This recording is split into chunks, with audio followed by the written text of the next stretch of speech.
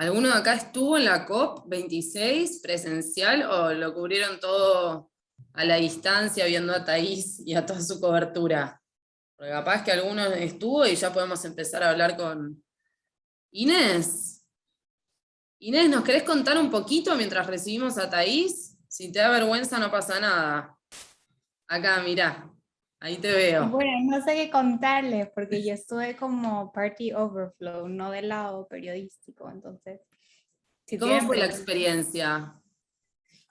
Fue mi segunda COP, la primera vez en Madrid, y esta la sentí, digamos que me estresé menos. Creo que las COPs son un montón de lenguaje y muchas salas, eventos, y a veces uno se preocupa cuando recién llega de estarse perdiendo de algo.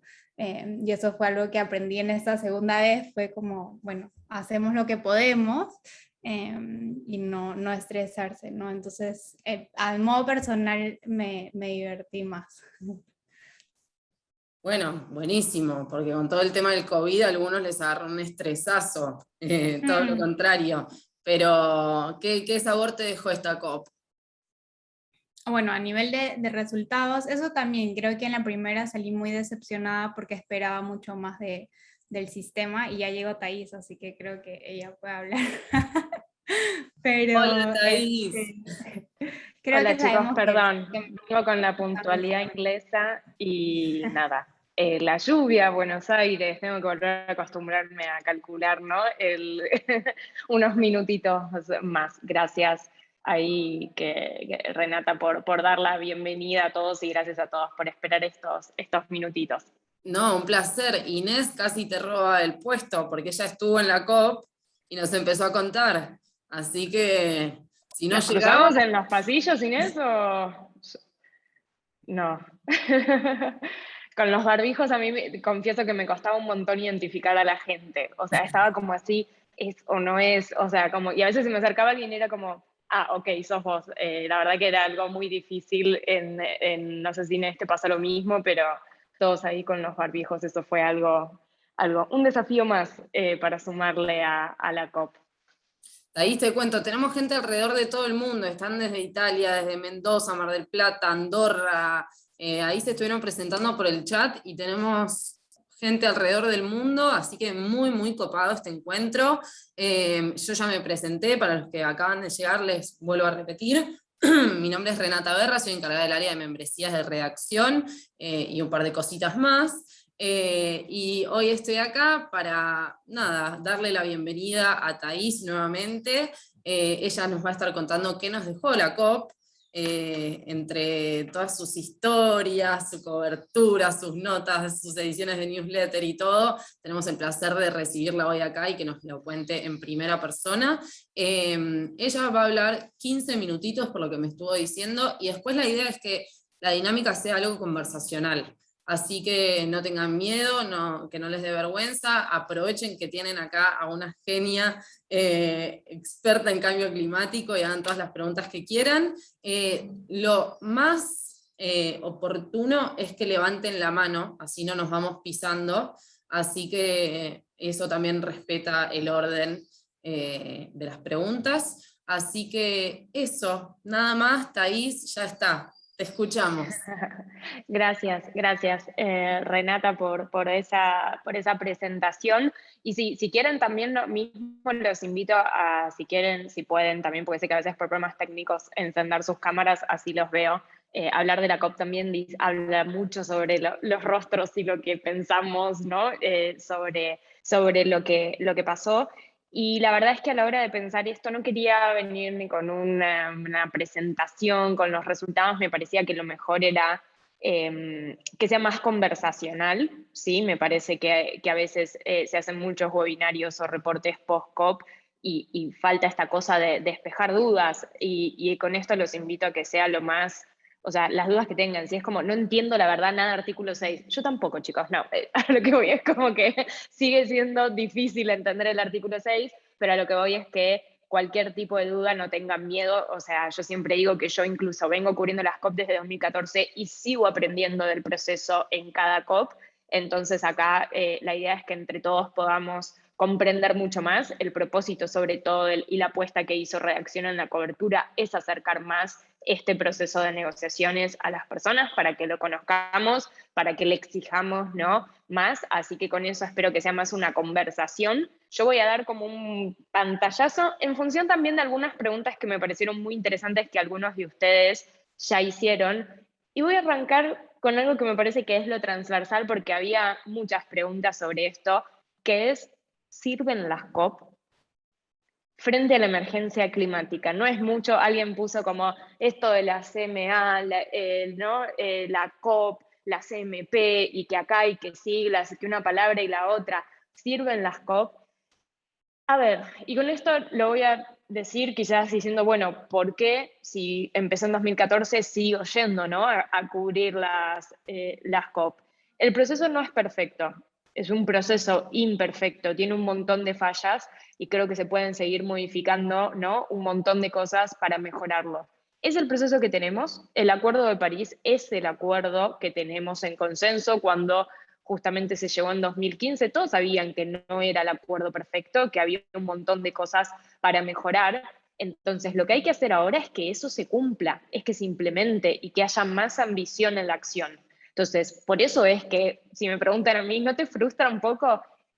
Y sí, y ahora por algunas cosas de las que vamos a ver, la verdad es que el sábado, entre todo el agotamiento que fue esta COP, yo me fui muy mal con los países más vulnerables. Y ahora van a entender cuando veamos los resultados, porque como que ahí dije como, ¿qué se lleva el de Tuvalu de esta COP? Poco y nada se lleva. Y ahí, y obviamente me da frustración. Siempre tengo un momento en el que digo, no vengo más a la COP, siempre lo digo en un momento cuando me canso de los sándwiches, el café feo, y después ya voy a estar preparando para ir a Egipto el próximo año, obvio, porque es el proceso y le tenemos que exigir que se cumpla ese proceso y que mejore también ese proceso, ¿no? Entonces, en esto de si sirven o no sirven las COP, es lo que tenemos y me parece que es lo que hay que exigir. Yo sé que obviamente, y pueden después, si quieren levantar la mano, me pueden decir como sé que hay posturas quizás más radicales en esto de no, viajan todos, se juntan a negociar y que una palabra hace la diferencia. Pero bueno, es el que está y me parece que hay un acuerdo que da una base, que es un esqueleto, y también lo que hay que entender es que, por lo cual también a mí me gustaba hacer este encuentro, la COP no termina con el último martillo que se dio el sábado a la noche. La COP ahí, digamos, es donde después todos los países tienen que llevar todo ese proceso al interior. Entonces, no es únicamente lo que ocurre ahí en 2 semanas. Ahí en 2 semanas y después del trabajo que se hace, ¿no?, a lo largo del año, se configuran las bases a partir de lo cual después los países tienen que hacer muchos cambios. Y ahí es en donde en verdad hay las dificultades, ¿no? Piensen si no, y vamos a conversar seguramente con lo de los combustibles fósiles. Entonces es como que ahí se da el marco general sobre el cual después los países, con también la acción de los sectores, digamos, tanto público, privado, tanto local, entonces ahí está, ¿no?, el desafío, porque piensen que la acción climática, digo, llegar al 1,5 grados, implica que haya cambios transversales en todo, no es algo que le corresponde únicamente al área de ambiente de un país, implica cambios y por sobre todo implica cambios de otros sectores más allá del área de ambiente. Entonces ahí está como la dificultad. No es que me voy a poner como defiendo la COP, no, porque yo incluso le critico muchísimas cosas a la COP y en esta le he criticado un montón, pero me parece como que está bueno, ¿no?, de entender este proceso y de exigirle más a este proceso, tanto que mejoren un montón de aspectos, como también para que se cumpla, para que los países cumplan con lo que acordaron. Dicho esto, entonces, me gustó que alguien me dijo 3 destacados positivos, 3 negativos. Dije, bueno, es una buena forma para en estos minutitos y que después demos lugar a la conversación con ustedes. ¿Qué podría decir? Está bueno cuando te desafían a algo positivo, ¿no? Porque uno es como que siempre tiende a ver primero lo crítico negativo. Dentro de lo positivo, obviamente igual después podemos ahondar, ¿no? Gracias, Carlos, ese fuiste vos. Creo que dentro igual también de lo positivo, obviamente después están las aristas, ¿no?, como los grises. Pero a ver, ¿qué podría decir? Se puso hincapié en aumentar la ambición en la acción. Recuerden que siempre cuando hablamos sobre todo de ambición en mitigación es reducir más las emisiones para lograr, ¿no?, llegar a un límite de calentamiento menor, en este caso apuntar al grado y medio, y se pidió que los países el próximo año presenten nuevas NDC, es decir, que presenten nuevos compromisos de reducción de emisiones que vayan más en línea con el calentamiento de grado y medio, así como también que los países que todavía no lo han presentado presenten sus estrategias de descarbonización a largo plazo. Eso para el caso de la Argentina es interesante porque ustedes saben que ese proceso se pausó acá en la Argentina por diferencias entre distintos ministerios, y habrá que ver cómo eso lo dije muy polite, Carlos se ríe, pero después si quieren profundizamos sobre eso, pero me parece que es importante ver, porque un poco la línea de estrategia, ¿no?, a largo plazo es la que también te va a permitir sostenerlo. Ahora, ¿qué es lo más importante de una estrategia justamente a largo plazo? El cómo, porque vos no podés llegar en 2049 a, bueno, ahora reduzco a cero, no. Para llegar a cero emisiones en 2050 tenés que empezar hoy a hacer cambios. Entonces, lo más importante acá no es solo la meta, y esto guárdenselo porque creo que es lo más importante de todos los resultados. No es solo la meta, es el cómo llegó a la meta, y ahí está el problema, ¿no? Porque sí, yo te puedo decir lo más lindo, el objetivo más ambicioso, pero si después no empiezo a hacer acciones en ese cómo, no voy a llegar nunca. Entonces eso es como una de las cosas más importantes. Así que ahí con lo de ambición habría que ver, después vemos el ni de esto, o sea, de quién va a presentar, quién no, quién controla que eso se presente. Después el otro, después de 3, 4 años con la pandemia, tenemos un artículo 6, tenemos entonces ahora un libro de reglas completo. ¿Qué es el libro de reglas? El famoso rulebook. Es, digamos, justamente son las reglas en cómo se implementa el Acuerdo de París, ¿sí? Y lo que había pasado en Katowice en 2018 es que el único artículo que quedó completo sin reglamentarse fue el artículo 6, que es el artículo que define las nuevas reglas para el mercado, ¿sí?, para los mecanismos de mercado y no mercado, entre ellos sí, lo que es el mercado de carbono. Había muchas disputas, ¿sí?, de intereses de distintos países que fueron los que hicieron que ni en Katowice ni en Madrid se pudiera llegar a reglamentarse, y finalmente ahora se reglamentó. Ustedes me dirán, ¿y podría haber sido peor? Ese es mi optimismo. A ver, teníamos mucho miedo de cómo se podía reglamentar el artículo 6, de que podía haber trampas de todo tipo. Si leyeron la edición de Planeta, yo ahí explicaba cómo podían ser las trampas, y si no, ahora después, si quieren, podemos profundizar en eso. Fue como, bueno, no está tan mal lo que quedó. Hay un montón de cosas que podrían mejorarse, pero por lo menos no están esas cosas que podrían haber hecho que sea un artículo 6 desastroso. Entonces, como que ahí hubo una suerte, y de hecho hubo una idea general de consenso, de decir, chicos, basta, venimos hace un montón de COPs, definámoslo de una, después veamos lo que se mejora, como que había una idea de vayámoslo con artículo 6, así que eso, artículo 6, lo tenemos. Si quieren después profundizo un poquito más, que alguien preguntó sobre lo del double counting o el doble conteo. Y después, combustibles fósiles aparecieron en una decisión final de una COP. Recuerden, y para quienes hicieron, porque veo algunas caritas o nombres conocidos, para quienes hicieron el taller conmigo de periodismo ambiental, una de las cosas cuando yo les hago leer el Acuerdo de París, porque a mí me gusta como que se acerquen a los documentos, y por eso les voy a recomendar a todos, lean la decisión final, léanla, como que acérquense, está bueno, así es como uno empieza. Y yo en el taller les hago la pregunta de, tipo, ¿aparecen los combustibles fósiles en el Acuerdo de París? Y ahí todos se quedan como, ¿aparecían o no aparecían? No.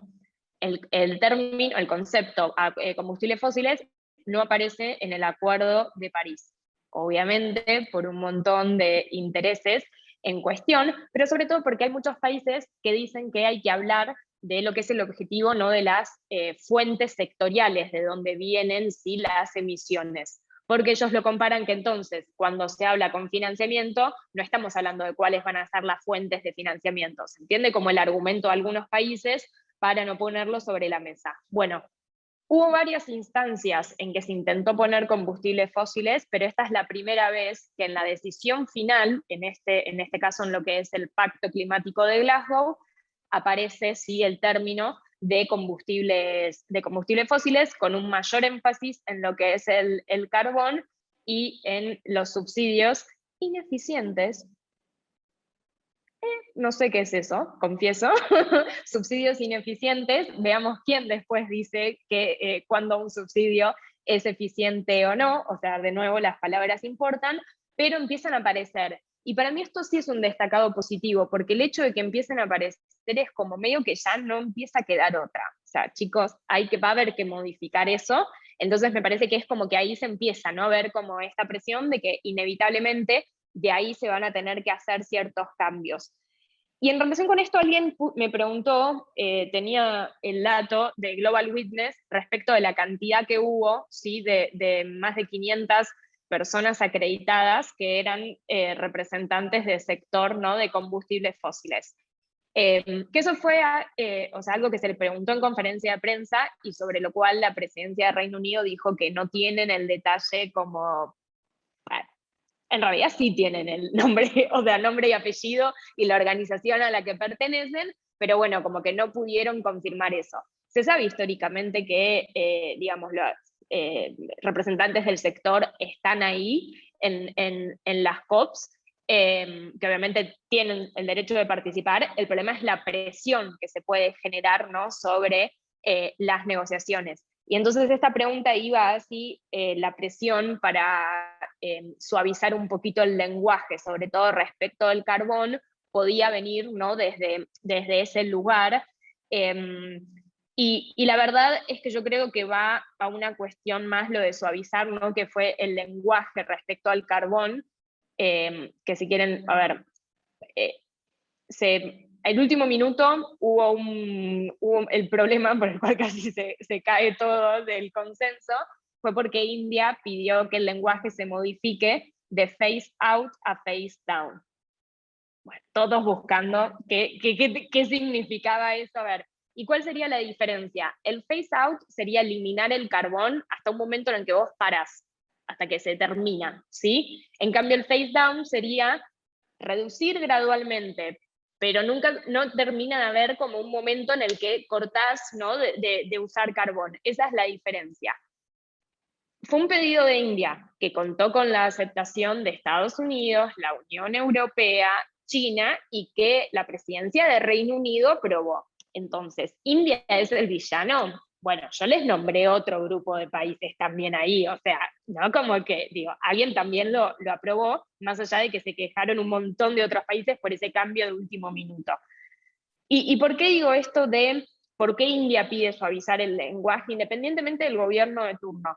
Porque las transiciones son complejas en un país en desarrollo como India, en donde si vos mañana cerrás todo el carbón en India, tenés un grave problema con toda la gente que está trabajando en plantas de carbón. Y ahí es donde viene la parte de lo de transición justa.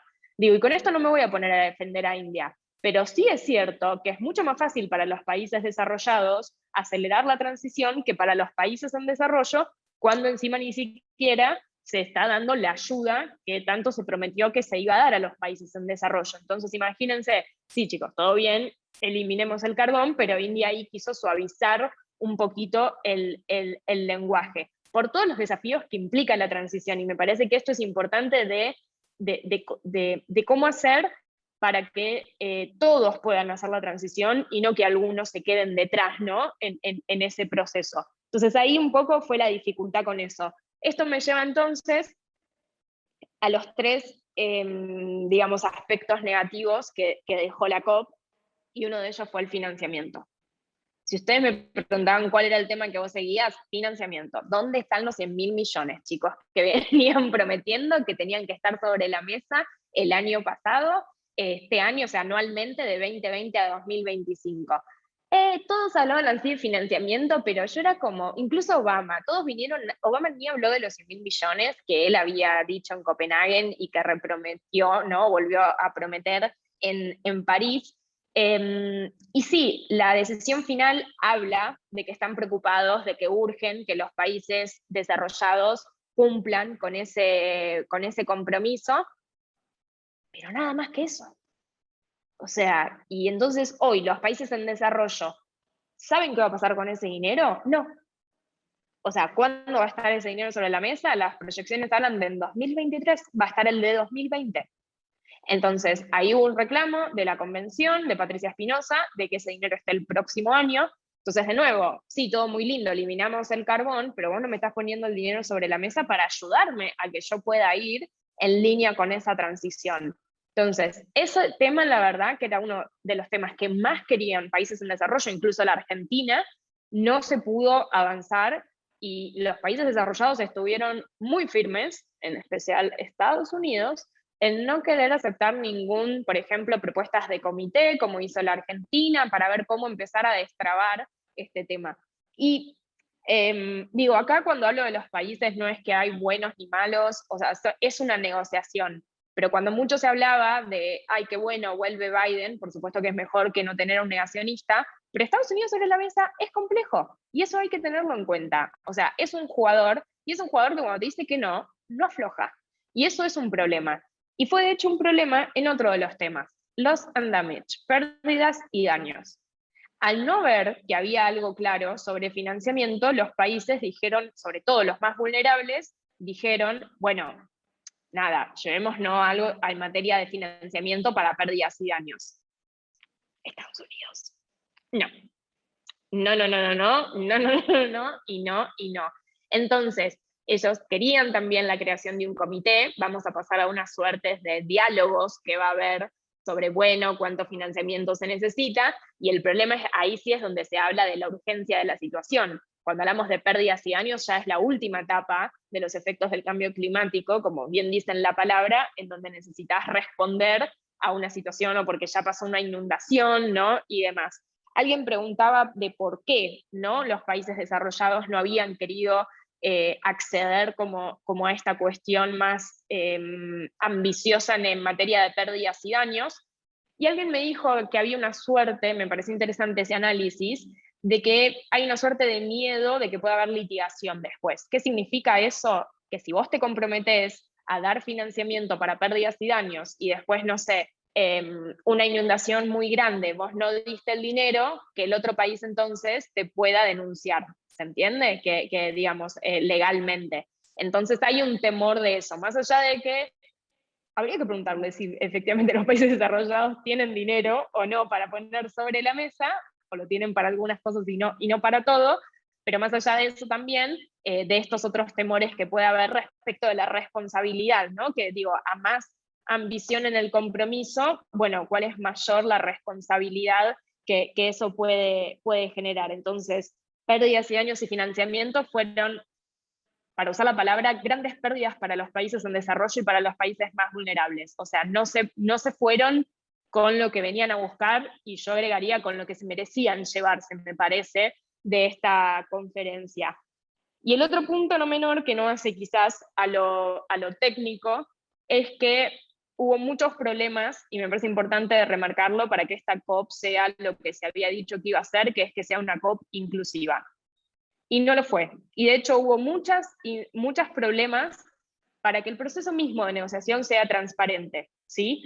Con la excusa, argumento del aforo, los observadores de la sociedad civil, o sea, estaban muy restringidos en su participación en las reuniones de negociaciones, y es súper importante, súper importante. Entonces, me parece que eso es también relevante de remarcarlo, porque en función de los resultados también no fue un proceso transparente en términos, ¿sí?, de la participación, que es lo que permite que los observadores estén en la sala, los observadores nos comentan. A mí me pasó que era el jueves de la primera semana y yo no sabía cómo iban las negociaciones. Y hablaba con observadores y los observadores me decían, es que no podemos entrar, hay 6 reuniones en paralelo, nos dan re pocos lugares para poder estar. O sea, nada, eso fue una traba, y es importante entenderlo, de que no es algo así como, bueno, porque queremos que estén ahí adentro de la sala, es porque hace la transparencia del proceso, ¿sí? Entonces, e incluso las delegaciones de países, o sea, hablaban de la poca participación que podían tener. Entonces digo, Madrid organizó una COP en 3 semanas, Reino Unido tuvo la posibilidad de organizar una COP en 2 años, sabiendo que iba a ser una COP en contexto de pandemia. Me parece que el aforo no puede ser el argumento que te afecte el proceso de transparencia de las negociaciones. Me parece que ahí eso quedó muy flojo, y las respuestas cuando hemos hecho preguntas en las salas de prensa, en las conferencias de prensa, la verdad es que no fueron las mejores para dar respuesta a ese tema. Bien, dicho esto, creo que con esto hice un pantallazo, perdón si fui muy rápido, pero más o menos tomé algunas de las cosas. Ahora me gustaría que sea más conversación. Yo puedo hablar todo el tiempo y puedo hablar de la COP, o sea, nada. Puedo seguir hablando de la COP un montón, pero me gustaría que sea como más conversacional. Así que si quieren levantar la mano, ¿sí? Y ahí les voy dando la palabra, y si quieren activar el video cuando hablan, así nos vemos los rostros, mejor. No sé quién quiere empezar, quién quiere romper el hielo. Bien, Ana. Hola, buen día. ¿Me dicen si me escuchan bien? Perfecto. Te escuchamos. Yo había notado justo la parte de los veedores de la sociedad civil. ¿Qué posibilidades habría? Porque al final ya vivimos en un mundo híbrido, ¿no? Yo trabajo para una compañía tecnológica, y esto de, bueno, el mundo híbrido, si vamos un poco a la oficina, un poco en casa, ¿ves alguna posibilidad de que las COP tengan como una parte híbrida para abrir un poco más esto del aforo, que al final del día nos vamos a tener que acostumbrar que esto va a terminar siendo así de acá en adelante? Pero ¿sería válido? ¿Vos ves que sería como una posibilidad para que haya más gente presenciando, y incluso como ahora, ¿no? Levantando la mano, haciendo un comentario? ¿Qué pensás de eso? Creo que todavía no están dadas las condiciones para que eso sea posible. De hecho, mismo en la COP se decía de que podía haber participación online que se les daba con un link específico incluso a más delegados, y las propias delegaciones no podían entrar a veces por problemas técnicos. Creo que hay un montón o sea, quizás en algún momento sí se puede lograr, pero me parece que todavía no están dadas las condiciones, son múltiples las variables, ya sea por las diferencias de usos horarios, por la necesidad a veces de traductores en simultáneo, por los problemas técnicos, digo, mismo en ciertos países, ¿no? Y las realidades también de ciertos países. O sea, no sé si ustedes estaban al tanto de lo que estaba pasando mientras en Sudán, por ejemplo, durante la COP, la delegación de Sudán, hasta lo que yo sabía la semana pasada, no había podido volver todavía a su país por una situación que hay, ya ni sé cómo resumirla, pero muy conflictiva. Entonces, como que también a veces ahí los contextos nacionales, en donde uno podría estar intentando negociar, como que todavía me parece que no están dadas las condiciones, y porque también esa posibilidad de estar todos esas 2 semanas en un mismo lugar, hace a esto, hace a poder estar, o sea, a que yo salía al pasillo y conversaba, o sea, con otros, y eso es muy difícil. O sea, ¿qué hacemos? Bueno, un chat en Slack con observadores, como que ahí se vuelve un poco más complejo. Creo que dificulta mucho más la transparencia en lugar de facilitarla, me parece, al momento. Quizás, porque incluso ni siquiera funcionó para los que estaban ahí, que les decían, bueno, si no podían entrar a la reunión, conéctense, y no funcionaba. Entonces me parece que todavía no están dadas las condiciones para que eso sea posible, y si la próxima COP vamos a seguir en pandemia y va a ser así, me parece que Egipto ahí va a tener el desafío de pensar salas mucho más grandes para que pueda haber más participación. O sea, para que se den una idea, la sala más grande tenía 140 sillas cuando son 190 países. No me dan los números, y tienen que haber observadores y tenemos que estar prensa. Había 4.000 acreditados de personal de prensa, y si yo quería entrar al plenario había 10 sillas para prensa. 10. Entonces, la verdad es que, digo, ahí en términos de organización, o hubieran, me parece que como estrategia no hubieran dado tantas acreditaciones. Fue la COP que tuvo más acreditaciones que París. Entonces, si estás en una pandemia y hubieras controlado mucho más el tema de la acreditación, ¿no? Hay quienes dicen que las COP tienen que ser más parecidas ahora, con todo el trabajo técnico, a lo que son las intersesionales, que son las reuniones preparatorias, y que no tiene todo ese otro espectáculo de los eventos paralelos, ¿no? Porque muchos de los acreditados van a esos eventos paralelos, que hace también a lo que es la conferencia y a ese momento. Pero bueno, nada, la verdad es que ahí hubo, me parece que bastante falla en términos de la organización y de lo que terminó siendo. Sí, todavía no lo veo. Quizás en un futuro pueda ser, pero todavía no lo veo. Carlos. Hola y gracias. La verdad que buenísimo y envidiable que hayas podido, aunque sea participar de algo no tan edificante, pero que estar ahí y transmitirnos. La verdad, yo acá desde Mendoza queríamos ir a la de Chile, que después terminó la de Madrid y todo esto, pero estuvimos ahí y no se pudo. Así que gracias por lo que estás transmitiendo, porque de primera mano nos sirve en mi tarea profesional y académica, no sabes cuánto se valora todo lo que estás contando. Básicamente era eso, preguntarte, parece que hubiera una aceptación mucho más grande de los estamentos científicos y de los postulados técnicos que van reflejando todos los estudios y todos los paneles de expertos, pero da la sensación que a la hora de la negociación se vuelven a sentar siempre los mismos actores y valores y no terminan de imponerse estas realidades. Y lo que dijiste de India es clarísimo, obviamente que India no iba solo, fue de haber ido acompañado y apoyado por un montón de otros factores.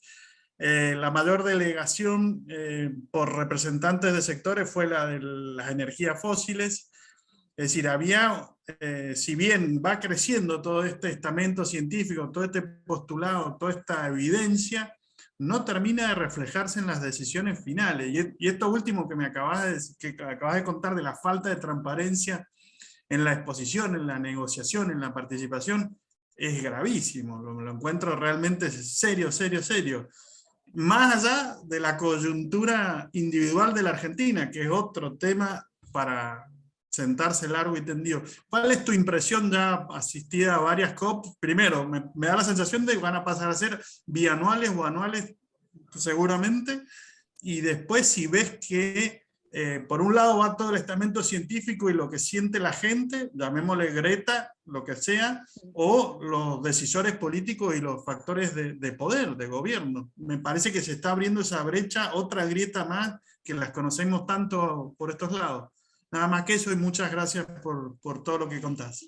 No, por favor, muchas gracias, Carlos. Me alegro que el propósito esto de acercarle mucho más también lo que pasa en las negociaciones para que se entienda, para exigirle que se refleje, así que me alegra mucho. Creo que hay algo muy importante que os dijiste, siempre son los mismos actores, y voy a tomar algo que no recuerdo bien quién, pero alguien que puso en un comentario al momento, ¿no?, de la pregunta en la inscripción, que fue esto de que los países en desarrollo, los más vulnerables, deberían juntarse más como bloque. Y sí, me parece que ahí puede estar, o sea, en términos de la estrategia. El problema es que, por ejemplo, tenés a China, que China te juega como país en desarrollo, pero después se alía, ¿no?, como con los grandes, entonces nunca terminás de entender el rol de China en función, ¿no?, de sus intereses. Entonces, de hecho, hubo un momento en que estaban, o sea, sobre el final del viernes, que el artículo 6 parecía que explotaba de nuevo, porque lo que empezaron a pedir los países, sobre todo los africanos, en apoyo a todos los países en desarrollo, fue que hay algo que se llama el share of proceeds, que es en una parte del artículo 6, es obligatorio que el dinero de los créditos, ¿sí?, en el mercado de carbono vaya al fondo de adaptación. De nuevo, países en desarrollo pensando en, no me estás poniendo el dinero sobre la mesa, a ver de dónde te puedo sacar que efectivamente me dé el financiamiento. Entonces, ¿qué fue lo que empezaron a pedir? Que ese share of proceeds sea obligatorio en todo el artículo 6 y no que en una parte quede como voluntario. Bueno, pero se juntaron, eran todos, los países en desarrollo pidiendo eso. Perdón, Kerry, pero Kerry así. No. No, no y no. Y digo no, y no voy a decir muchas de las cosas que dijo en ese montoncito que se armó de gente, porque fue más grave que un no. Y eso, miren lo que pasó. Se fueron todos los países en desarrollo a una reunión, tipo ellos solos, a ver qué hacían frente a esa situación. ¿Y cuál fue el problema? Y empezaron algunos a decir, no, bueno, vayámoslo con esto al menos. Entonces, cuando ya se te cae uno y no te arma frente, ahí está el problema. Entonces, me parece que sí, yo lo entiendo por las realidades, por los intereses, porque en ese momento prefirieron decir, bueno, nos llevamos algo y la seguimos peleando después, Pero sí, efectivamente, quizás una de las estrategias podría estar en que los actores dejen de ser siempre los mismos, los que marcan la cancha, y que otros empiecen en conjunto a ponerse mucho más fuertes para poder pedir, ¿no?, lo que necesitan. Entonces me parece que ahí podría llegar a haber algo, ¿no?, no sé si de resolución, pero de conseguir cosas. Y después de lo que decís de la brecha, sí, yo creo que, y me voy a poner acá en una postura más crítica a veces, de que a mí no me gustó cuando Greta dijo que la COP era un fracaso, porque me parece que daña mucho a quienes realmente están trabajando en la COP para que la COP funcione y se avance en algo. Entonces, como no metamos a todos en la misma bolsa, y me parece que también estaría bueno que o sea, como que yo divido, hay una parte de la sociedad civil que es la que viene siguiendo el proceso, y hay otra quizás más nueva, que es la más radical en cuanto a lo que exige, que me parece que a veces pretendía de la COP ciertas cosas que no pasan en el marco de la COP, ¿se entiende? Entonces, como que me parece que estaría buenísimo que haya mucho más acercamiento para poder exigirle, mismo también del sector privado. Yo en las COPs veo al sector privado muy separado, lo veo en los eventos en paralelo, no lo veo viendo qué es lo que pasa en materia de las negociaciones. Entonces, me parece que estaría genial que empiece a haber como más acercamiento para poder exigirle al proceso lo que hay que exigirle al proceso. Por supuesto que estamos todavía lejos de lo que la ciencia nos dice, hay una urgencia, y por eso me parece que es muy importante que se avance mucho más el próximo año en materia de adaptación, financiamiento y lo que se dé para pérdidas y daños, porque esa parte ya la tenés inevitable, y esa parte es la que te hace a la emergencia para ciertos países. Entonces, digo, voy a ser muy mala, pero cuando el representante, el delegado de la Unión Europea sacó la foto con los nietos ahí, como el futuro de sus nietos, sí, él piensa en el futuro de sus nietos. Yo te hablo del presente de la gente de las islas. Me parece que ahí está como la disociación, ¿no? En materia de la política climática, en que ya no estamos hablando tanto del futuro. Es como, bueno, ¿cómo haces también para responder a la situación más vulnerable en la que se encuentran otros países? Entonces, creo que podríamos achicar esa brecha, habiendo que haya mucho más actores que conozcan el proceso y que exijan mucho más en materia de lo que tienen que pasar adentro de las COPs, y después exigir en sus respectivos países, en función de lo que se resuelve en la COP, lo que tiene que pasar. ¿Se entiende? No sé, como esa por lo menos es una postura crítica que yo a veces veo, para que haya más acompañamiento, de exigirle al proceso eso. Alejandra y después Caro. Hola, acá. Hola, a ver, espera un segundo que desbloqueo. Ahí estoy. Hola, Thais, muchas gracias. Estoy muy interesada, estoy escuchando esta semana todas las repercusiones de la COP, los que no pudimos ir, y yo te había dejado una pregunta, pero bueno, voy a hablar desde el ámbito de nuestra Argentina, agrícola, ganadera, forestal, bosques nativos, pastizales, y yo siento que se le pone demasiado cambio climático, demasiadas expectativas a la reducción, o sea, que es un logro que también esté la reducción de los gases de efecto invernadero, o sea, de los combustibles fósiles, de la emisión, pero veo que una de las cosas importantes que se ha logrado fue un compromiso que se firmó, creo que son 124 países que firmaron no sé si fue un documento, quisiera que me expliques bien qué fue, sobre terminar con la pérdida de bosques y la degradación de suelo,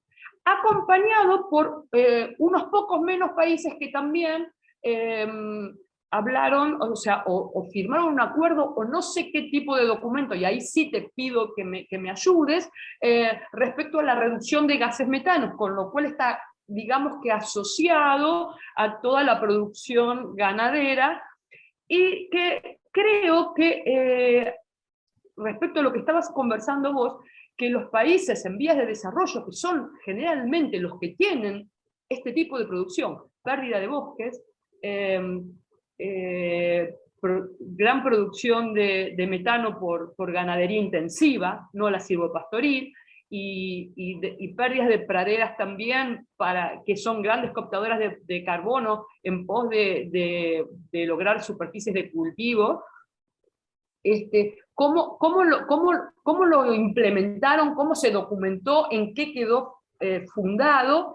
Y cuando hablaste recién sobre África, me hizo también mucho ruido porque vi que como que África se unió mucho y que como que todo el interés fue a África, y me puse a pensar en la similitud con Sudamérica, que estamos un poquito atrás, pero vamos en camino a ese futuro que tiene hoy África. ¿Y cómo ves la posibilidad de que Sudamérica se una en un bloque tan fuerte como el de África para la atracción de inversiones y de destinar financiamiento? Porque es como que siento que todo el financiamiento va a África, y que nosotros acá quedamos y con promesas de cosas medias de futuro, y la transición va a ser dura, no vamos a descarbonizar con combustibles fósiles de acá ni a 10 años. Entonces, ¿con qué compensamos nosotros y qué podemos hacer? Bueno, todo tuyo. Gracias, Thaís. Me encantaron las preguntas y también con reflexión de Alejandra, y coincido totalmente. Acá no es que mañana hay que cerrar la canilla, porque no podemos. O sea, el tema es cómo ayudás a los países en desarrollo para que puedan empezar a cerrar la canilla, ¿no? Como que ahí está el gran desafío. Bien, voy a ir, que son varios puntos y súper interesantes. Lo que menciona Alejandra son cosas que pasan en la COP, o sea, como que ahora nos salimos un poquito de lo que es la negociación, pero que son compromisos que se anuncian en el marco de la COP, y que tuvieron mucho, digamos, mucha voz y mucha difusión durante los primeros días. Y ¿qué son técnicamente en esto que vos decías, Alejandra? O sea, ¿qué es un acuerdo? O sea, son declaraciones, ¿sí? Que ustedes las pueden ver. De hecho, sobre ese tema profundicé en la edición de ayer de Planeta y les puse los links para que, lamentablemente todo es en inglés, de nuevo, inclusión, los documentos están todos en inglés, ¿no? Las desigualdades que en eso todavía vemos, pero son declaraciones. Ustedes van a ver que el lenguaje es bastante flojo, por así decirlo, o débil, o sea, los países se comprometen pero el problema de esas declaraciones es que no tienen un proceso formal de seguimiento, de cumplimiento y de control. Y eso es lo que a veces queda en el anuncio declarativo y no en algo de, bueno, ¿quién va a controlar que efectivamente para 2030 los países que firmaron hayan terminado con la deforestación? Entonces tenemos dos declaraciones. Por un lado, la de los países que se comprometieron a terminar con la pérdida de bosques y la degradación de suelo para 2030, ¿sí? Y revertir incluso el estado de esos ecosistemas. Y por otro lado tenemos la declaración de algunos países que se comprometieron a reducir las emisiones de metano en un 30% para 2030. El metano es otro de los gases de efecto invernadero, a veces medio olvidado en comparación con el dióxido de carbono, pero es muy importante reducir esas emisiones digamos, porque es más potente el gas que el CO2, pero dura menos. Entonces vas a tener más rápidos efectos positivos, y porque además tiene mucha incidencia en lo que hace a la salud, o sea, por su incidencia en la contaminación del aire. Entonces de allí la importancia también de reducir esas emisiones. ¿Cuáles son los desafíos que uno puede ver en ambas declaraciones? En la de deforestación, sobre todo, me parece, cuando se habla mucho de promover procesos de producción y consumo sostenible y agricultura sostenible. ¿Qué entendemos por sostenible? Me parece que ahí a veces las definiciones, está bueno empezar a ver, bueno, qué es lo que se entiende por eso, cómo se incluyen en estos procesos a quienes vienen intentando hacer las cosas de otra manera. Entonces ahí esa parte es como la que todavía no queda clara. Y por ejemplo, tenés como país firmante a Brasil, que es el primer país con mayor deforestación en el mundo, y que esta semana hizo récord de deforestación en la Amazonía brasileña, o sea, es la más alta en los últimos 15 años. Entonces, me parece como que sí, de nuevo, insisto, una cosa es el anuncio, volvamos de nuevo al cómo, ¿ok? ¿Cómo van a ser, no los países? Piensen si no en Argentina, tenemos una ley de bosques que nunca recibió el financiamiento que le corresponde por ley, independientemente del color político del gobierno de turno. Entonces, como que de nuevo acá lo importante es el cómo. Y con la de metano, para mí lo importante ver es qué es lo que pasa con, porque acá va a haber mucha ayuda de países desarrollados en materia de tecnología, financiamiento, para que reduzcan el metano, sobre todo en el sector energético, por ejemplo en el del gas, ¿no? Bueno, no hagamos que esto perpetúe el uso de los fósiles. Me parece que ahí estaría como la trampa, como que sí, vas a necesitar el gas para la transición. Mi pregunta siempre es, ¿cuándo termina como ese proceso de tránsito? ¿Cuándo haces efectivamente, ok, listo, acá cerré la canilla? Me parece que esas son como las preguntas que nos tenemos que hacer. Son declaraciones, no tienen un proceso formal de cumplimiento y seguimiento, entonces habrá que ver ahora cómo esos países llevan a sus territorios la implementación de esos anuncios que hicieron. Y lo de África y América Latina que trae Alejandra es súper interesante. En las negociaciones, África siempre funciona como bloque. Se posicionan y son, la verdad, como defienden sus intereses. Eso es algo que América Latina no tiene, por un montón de diferencias históricas, políticas, ideológicas, lamentablemente como que competimos entre nosotros. Se empiezan a ver algunos como movimientos que en los cuales soy un poquito optimista de si América Latina, o por lo menos América del Sur, puede llegar a ser un poquito más unida. Ahora se sumó Paraguay al grupo de Argentina, Brasil y Uruguay. No significa que negocien todos los temas, pero que en algunos temas pueden empezar a trabajar en conjunto. Entonces sí, la verdad es que sería buenísimo ver una América Latina más unida y que la acción climática sea lo que haga, ¿no?, que América Latina se una. Pero ahí tenés un tema, a ver, América Latina compite en algo que dijo Alejandra con África, que es en financiamiento. África siempre va a todas las COPs con un pedido de que es que ellos son más vulnerables. Entonces, si la COP le reconoce ese pedido a África de mayor vulnerabilidad, va a ser entonces que a la hora de financiamiento, ¿a dónde va a ir más financiamiento? Y a los que son más vulnerables, África. Lo que pasa es que ahí, en todo África, no estamos hablando de la misma vulnerabilidad en la que se encuentran todos los países. Eso fue algo que en esta COP no se llevó a consenso y no se le dio ese pedido de mayor vulnerabilidad, pero el tema es que tenés que en América Latina los países compiten también entre ellos por financiamiento. Entonces ahí sí, de nuevo, estaría genial si puede haber un bloque de países en que todos pidan y tengan como los mismos propósitos más allá de las diferencias puntuales. Creo que sí, que eso es algo que todavía se puede llegar, ¿no?, como a mejorar en el trabajo, en las negociaciones. Sí, re. Gracias, Thais, más que claro. Gracias. Paso con Caro. Hola, buen día para todos y todas. Bueno, primero aprovecho, Thais, la verdad que impecable la cobertura, la verdad que era un placer recibirla por todos lados, por redes, por newsletter, podcast, genial la cobertura. No sé qué hubiésemos hecho algunos sin redacción, la verdad. Y tengo dos preguntas puntuales. Una es, si vos sentiste que por primera vez en esta COP se habló un poco más de la salud y del impacto del cambio climático en salud. Fue la primera vez que la OMS tuvo un pabellón propio durante las 2 semanas, se presentaron muchos documentos desde el Lancet Counter Report y varios. Si sentís que de verdad eso se tradujo, digamos, se trasladó al espacio propio de las negociaciones y si hay como una sensación entre negociadores de que están de verdad hablando de un problema que es un problema para la salud pública o todavía sigue siendo algo más de nicho, ¿no?, esa discusión que no llega a la toma de decisiones. Y la segunda pregunta es con respecto a la cobertura en general y al rol de medios y periodistas. Justo hoy salió este dato de que en promedio durante la COP se publicaban 8.422 notas diarias en la prensa global contra 400 y pico de la COP25, pero la verdad es que para nosotros en América Latina sigue estando esa brecha de la dificultad de poder ir a cubrir eventos como la COP. Hay un montón de periodistas que si no hubiese sido por becas de fundaciones y demás, no hay forma de llegar e incluso hay muchos medios de los tradicionales, digamos, medios masivos, que ni siquiera tienen el interés de enviar. Entonces, ¿cómo lo ves vos con esta cosa de un crecimiento en la cantidad de notas, obviamente empujado por el norte global, y todavía la dificultad para traer este tema a las audiencias de nuestra región en particular? Súper interesante las dos preguntas, Caro, y gracias por todo el seguimiento y por compartir siempre el trabajo que hacemos desde redacción.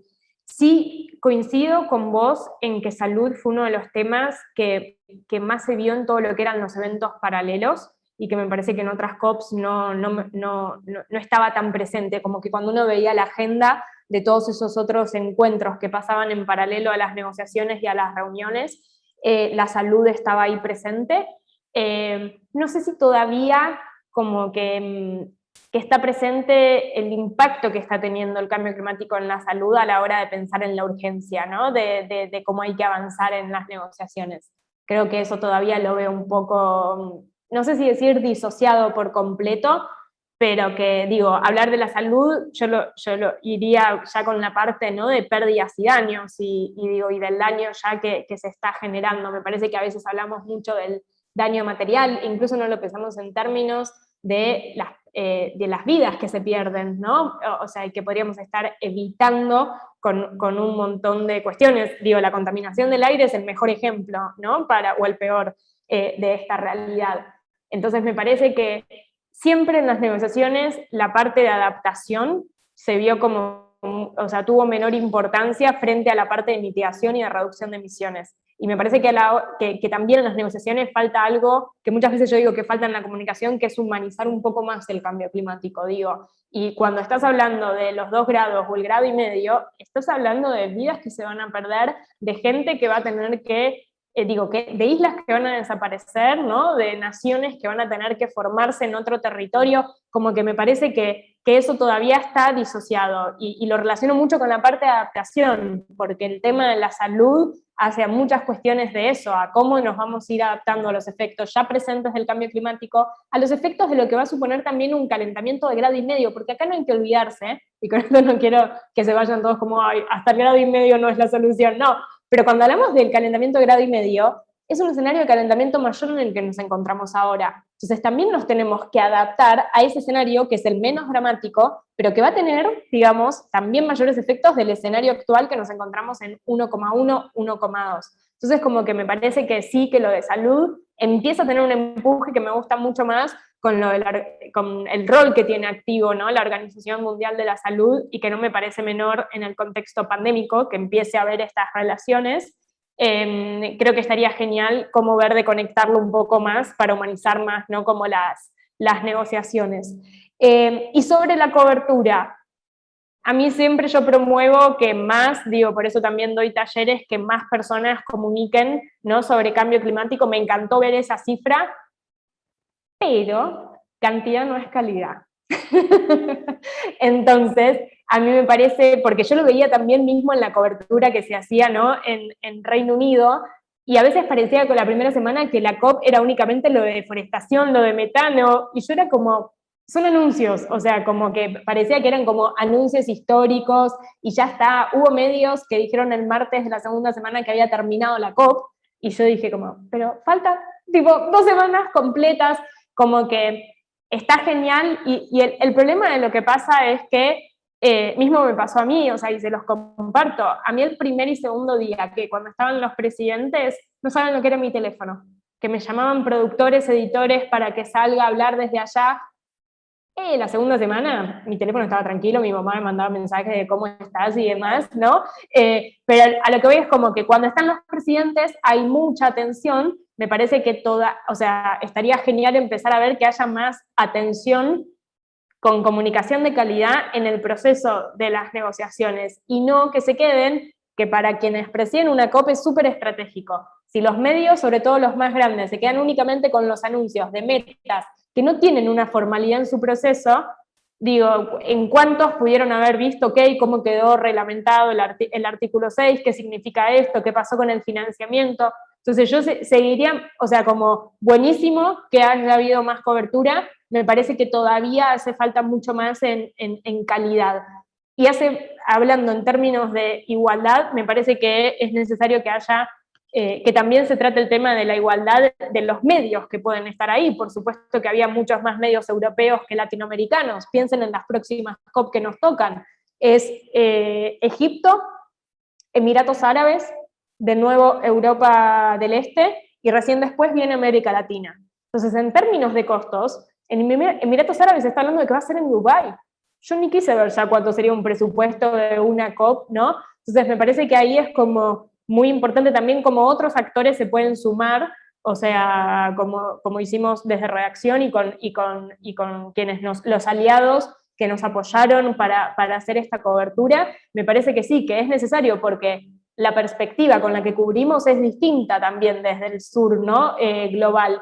Entonces sí, por supuesto que cada COP es un desafío en cómo ir a cubrirla, y me parece que es necesario que haya mayor representatividad, ¿no? Del sur global. Sigue siendo un desafío, las próximas 2 las veo como súper desafiantes por las localizaciones en la que toca que sean, pero nada, haría como el foco en esto, y también como lectores, ¿no? Como que pidamos más esto, de mayor calidad a la hora de la información y no tanto los títulos.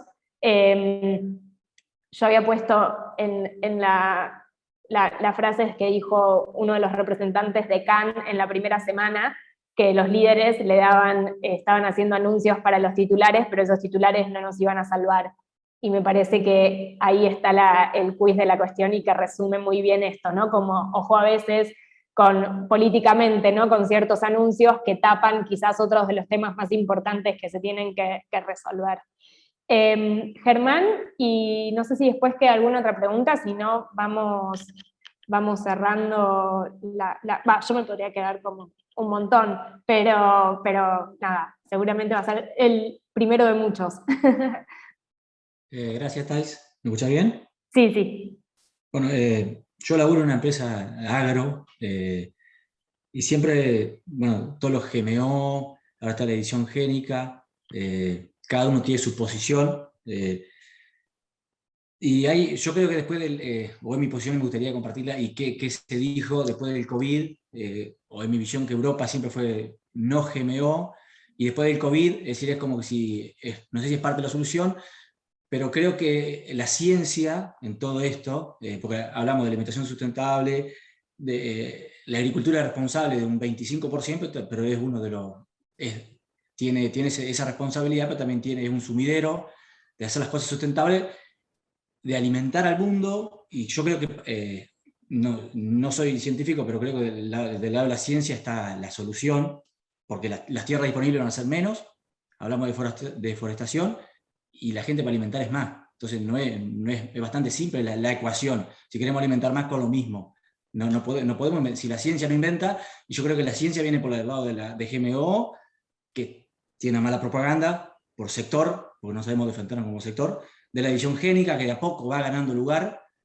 Si se habló algo de eso, ¿cómo lo ven? Que si es parte de la solución la ciencia, a través de la agricultura para alimentar, y de que sea parte de la mano de una menor, sí que es sumidero, que sea parte de la solución también, la agricultura, con todo lo que implica, ¿no? De la noticia que hiciste de deforestación, que Brasil sigue deforestando, si lo ven como solución, y los GMO que tienen muy mala propaganda, y ahora bueno, la edición génica que está como más soft en todo esto.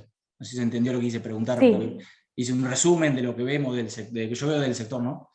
Sí, es súper interesante lo que mencionás, Germán. Yo no vi, porque esto es algo, pasan muchas cosas en paralelo en las COPs, y yo por lo menos no estuve atenta si hubo algún evento paralelo puntualmente de organismos genéticamente modificados. Sí hubo de agricultura y de uso de la tierra, y sí digamos, estos actores están presentes, y uno de los argumentos que ellos también buscan es como que no ponerlos como los malos únicamente que generan, o sea, en la parte de mitigación, sino también porque es necesario que haya mejores prácticas en ese sector, también en pos, ¿no? de contribuir positivamente como sumidero en la acción climática. Entonces ese es un argumento que sí tienen. Y sí está esto de que la tecnología sea una de las vías para las soluciones. Digo, de hecho estuvieron ahí presentes Jeff Bezos, Bill Gates, que son los primeros que hablan de esto de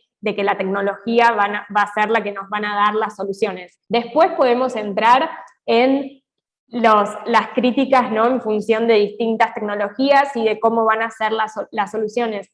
Para mí siempre el tema de la acción climática es que no hay una única solución, es que, digamos, tiene que haber cambios en todos los sectores, y que en esos cambios, o sea, no son iguales quizás en todos los lugares. Y algo también que me parece que es importante es, ojo con lo que ciertos países del norte prohíben en sus territorios, pero habilitan en otros territorios del sur para después abastecerse o para poner ciertas restricciones, como que me parece que, de nuevo, que las buenas prácticas sean para todos, ¿no? Y que nadie se quede como atrás en la transición. E insisto con algo, me parece con eso, pensando en el sector agrícola, que es cómo empezamos a entender que, o sea, definir cuál es el modelo de producción que se quiere generar en cada uno de los territorios, y definir también qué se entiende por agricultura sostenible, por ejemplo. Me parece que ahí todavía es como que es muy fácil poner el término, ¿no?, como adjetivo, pero que todavía no tenemos una definición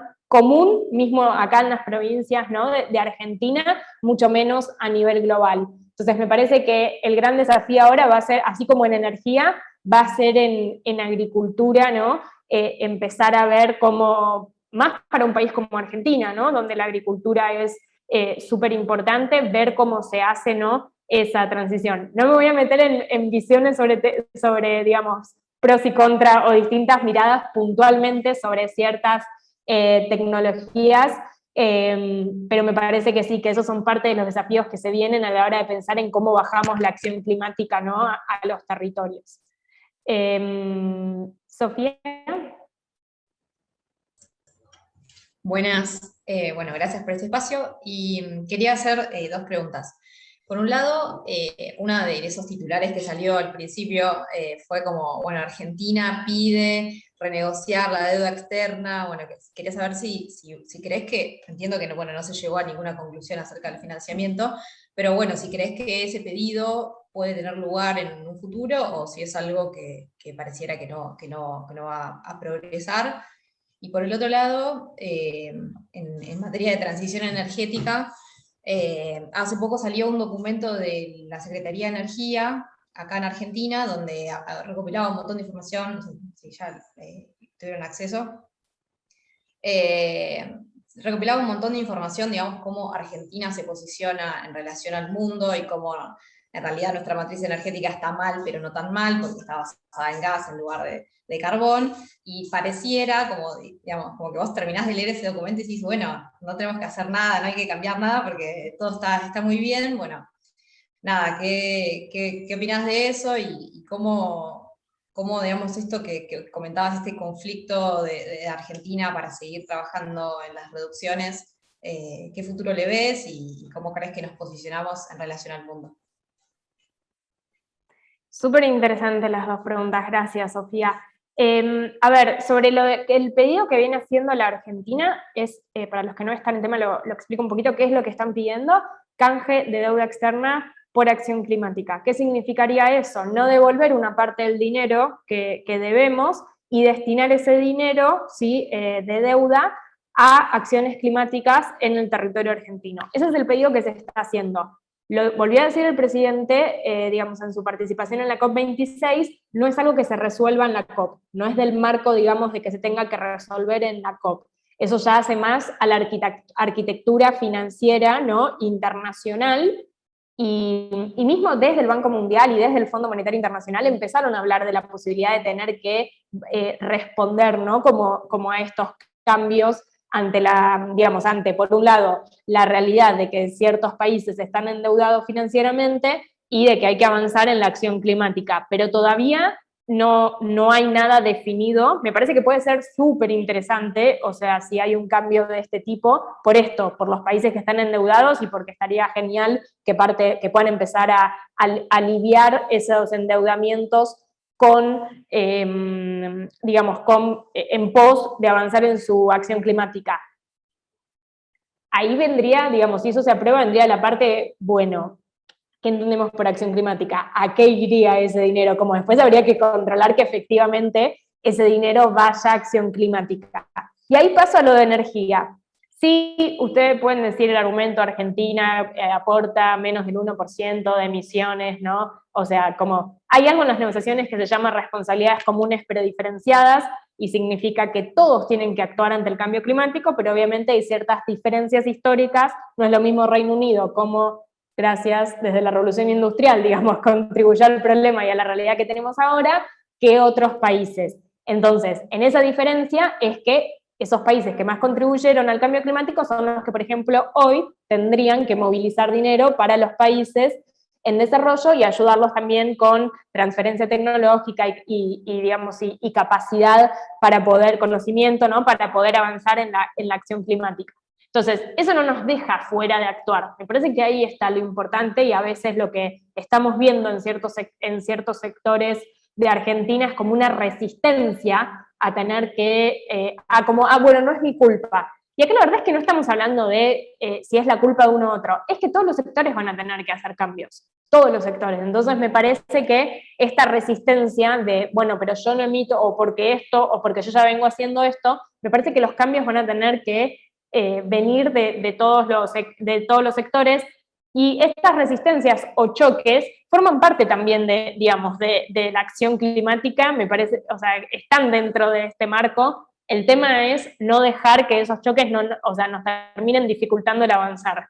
Me parece que ahí, ¿no? Como que está aún el problema que se puede ver en Argentina y mismo también en otros países ante ciertas resistencias como para avanzar en los cambios que se tienen que hacer, que son, lo ha dicho la ciencia, digamos, son cambios drásticos, con muchas dificultades, con muchos desafíos. Acá nadie está hablando de que o la gente se quede sin trabajo, no, justamente por eso es que se habla de transición justa, inclusiva. Entonces me parece que, obviamente, son múltiples los desafíos, me preocupa un poco esa resistencia de como no me eches la culpa, entonces yo no tengo no soy el malo de la película, entonces no tengo que hacer nada. No, todos la verdad tenemos que estar en el mismo barco y hacer los cambios que son necesarios. La dejo, Alejandra, y si después, Renata, si querés, ya vamos haciendo el cierre. Una sola preguntita que me quedó y es uno de los temas en los que estoy siempre. Cambio climático, ciudades, calentamiento global, ODS, ¿se habló algo de eso? De ciudades, sí. Del rol de las ciudades, sí. Hubo evento sobre todo C40, que C40 no sé si conocen, pero es la red de ciudades en donde se trabaja más en la acción climática a nivel local, y obviamente se sabe que las ciudades, ¿no? Por la densidad poblacional, por las actividades que se realizan, ¿no? Tienen ahí una parte muy importante. No seguí yo puntualmente el tema, eso es algo que soy como muy honesta, porque en las COPs pasan muchas cosas, y entonces uno como que a veces se enfoca en qué tiene que seguir, pero sí sé que estuvo. Seguramente si buscan en YouTube quizás incluso se puede ver parte de lo que fue el evento, que contó con la participación de alcaldes de la red de C40, liderada ahora por el alcalde de Londres. Así que sí, sé que hubo evento de eso, y es importante, porque es un poco, en definitiva, lo global tiene que ir a lo local. Entonces, como que ahí está bueno ver también cómo va a ser, ¿no? La acción en esa bajada de lo regional, nacional, y después cómo empezás a ir más a lo urbano, a lo periurbano, y cómo lo vas implementando. Así que sí, ahí en eso les recomiendo, si quieren buscar lo que fue la participación de C40 en la COP26. Y de mi parte, bueno, nada, espero que les haya servido la conversación. Obviamente podemos seguir como hasta el vino a la noche, ¿no? Seguir hablando de las COPs y las cositas de color. Seguramente vamos a ver cómo podemos seguir generando estos espacios desde redacción. Planeta va a seguir. Ayer ya pensaba como, bueno, ahí ya la próxima no hables más de la COP26, la gente se va a cansar. Pero nada, vamos a seguir seguramente en las próximas ediciones, voy a seguir profundizando un poco más y en todos los temas. La acción climática no termina cuando termina la COP, tiene que seguir todo el año, y como dijo el secretario general, ya arranca la COP27, o sea, ya tenemos que estar como en el trabajo de todo este año, y sobre todo empezar a ver, ok, cómo se va a implementar eso que se dijo, aun cuando eso que se definió quizás no es lo mejor o lo que esperábamos, ok, cómo eso se va a implementar. Así que ahí me parece como lo más importante, ¿no? de destacar. Y nada, si todavía no siguen Planeta, se pueden suscribir, ahí Renata dejó el link. Bienvenido cualquier invitación a compartir. Justo pensaba que en noviembre es siempre el aniversario de Planeta, así que si quieren invitar a más personas a que se sumen, es bienvenido, porque como dijo Caro, es un esfuerzo hacer periodismo, es un esfuerzo hacer periodismo de cambio climático, y es un esfuerzo hacerlo en Argentina o en el sur global. Así que siempre, como digo, un me gusta, un compartir, nos están ayudando un montón, sobre todo esto, a que más personas dejen el miedo de lo que es una COP, o que piensen que la COP es un fracaso, y se puedan meter un poquito más en las negociaciones y en presionar a que avancen mejor.